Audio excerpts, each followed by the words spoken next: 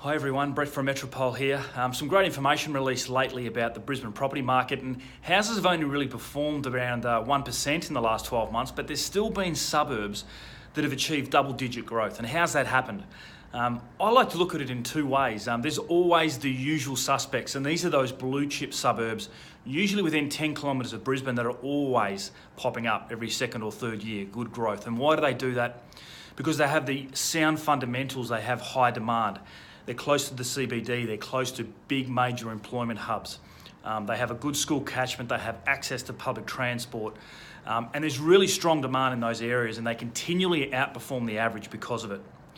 The second group, not so much, and they pop up every now and again, but it's usually those areas that are really, I guess, just growing and gentrifying and starting off in the outer areas. You know, maybe 5 years ago there was sheep and cows living there, and now there's a subdivision of land. And that will continue on as there's a lot of land out there probably for the next 10 years. So I would suggest a lot of that growth is physical growth.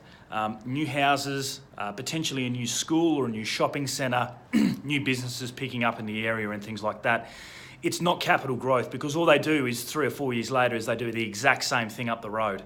And then that area becomes the next area that's a hotspot type of thing. So always go for the usual suspects, always go for the areas that are always in the headlines, that have the strong investment fundamentals, that are in high demand from owner occupiers, and you're not going to go wrong. That's how it all happens. Thanks for listening.